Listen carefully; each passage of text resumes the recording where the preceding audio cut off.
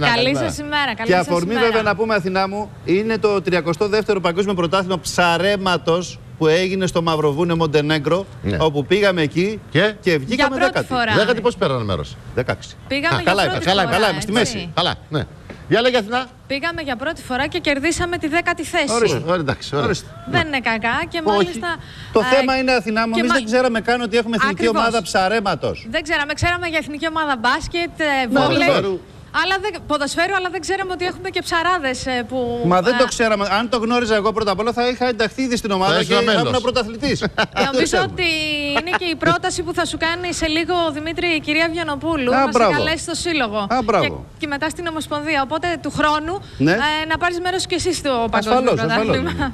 Ναι. Οπότε, αν λείπω του χρόνου από την εκπομπή, να ξέρετε, θα είμαι για ψάρεμα στο Μαυροβούνιο. Θα πάει ο Πίτσος για ψάρεμα, να αφήσει ελεύθερο το πεδίο για το ποσοστό του. Για το ποσοστό του, ακριβώς. Όπως βλέπετε, εδώ είναι κάποια μέλη από την εθνική ομάδα και έχουν στήσει ήδη τα καλάμια τους. Πιάνουν τίποτα?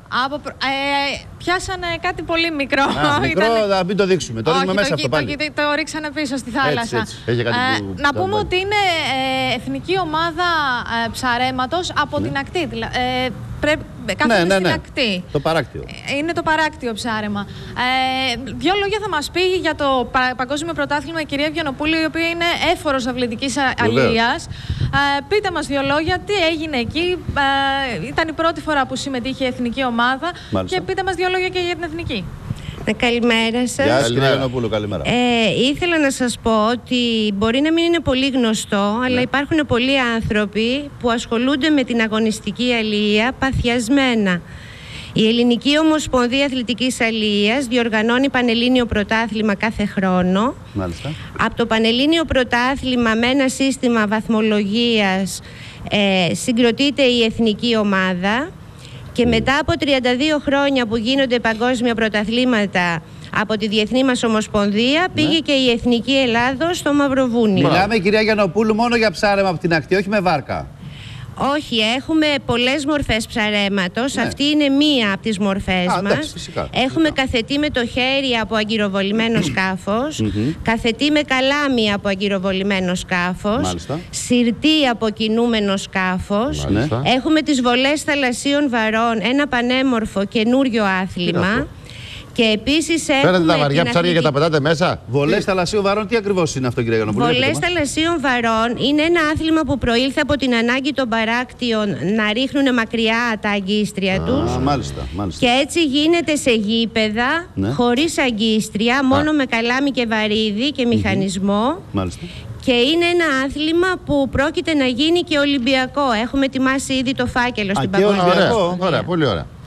Και να ρωτήσω κάτι, διάβαζα όμως ότι βρήκαμε ακόμη με πιο επαγγελματίες εννοώ στο Μαυροβούνιο. Δηλαδή αυτά λένε που αντιμετώπισαν οι δικοί μας εκεί, ήταν απίστευτα πράγματα. Το πόσο επαγγελματίες ήταν οι άλλοι. Ακριβώς έτσι είναι τα πράγματα. Εμείς πήγαμε χωρίς καθόλου εμπειρία, μόνο με την αγάπη και το πάθος που έχουμε.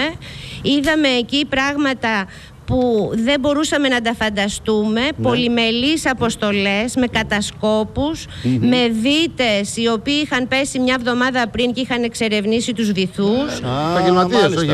Ήταν φοβερή η οργάνωση. Τώρα όμως, επειδή είμαστε οι καλύτεροι ψαράδες του κόσμου και το πιστεύουμε όλοι αυτό, δεν μας γλιτώνουν του χρόνου στη Νότιο Αφρική. Ποιοι λέτε, ποιοι είπατε? Οι δικοί μας, θα τους ακούσουμε. Δεν σας άκουσα.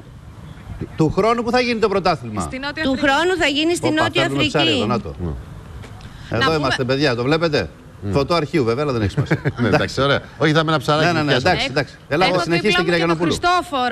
Τώρα μιλάμε. Να ρωτήσω κάτι. Για πόσο κόσμο που ασχολείται μιλάμε? Που μετέχει δηλαδή στον πρωταθλητισμό εδώ στην Ελλάδα? Ναι, που ασχολείται όλη η χώρα. Η Ομοσπονδία μας, η ΕΟΙΔΑΤ, έχει 118 συλλόγους. Και με την αθλητική αγωνιστική αλία ασχολούνται περίπου 5.000 άνθρωποι. Να ρωτήσω κάτι, και πώς εντάσσεται κανείς σε κάποιο σύλλογο? Πάρα πολύ εύκολα. Ένα τηλέφωνο ή μια επικοινωνία στο site της Ομοσπονδίας www.sportpavlafishing.gr. Μάλιστα. Και ανάλογα με το σύλλογο που θα είναι κοντινό στο σπίτι ή στην εργασία, εγγράφεται χωρίς καμία συνδρομή, καμία οικονομική υποχρέωση. Είναι αθλητική η Ομοσπονδία. και εντάσσεται στη Γενική Γραμματεία Αθλητισμού και συμμετέχει στα Πανελλήνια. Ωραία ιδέα, πάρα πολύ ωραία ιδέα. Θέλει να έρθει και ο κύριος Οικονόμου, λέει. Λέω να σας επισκεφθώ από εκεί να έρθω. Βέβαια, θα πρέπει να πείτε στους συναδέλφους εκεί ψαράδες να ανησυχούν. Αυτό έχω να πω.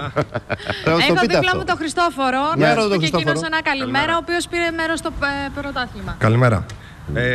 Πήρα μέρος στο πρωτάθλημα στο Μαυροβούνιο που έγινε για πρώτη φορά στην Ελλάδα.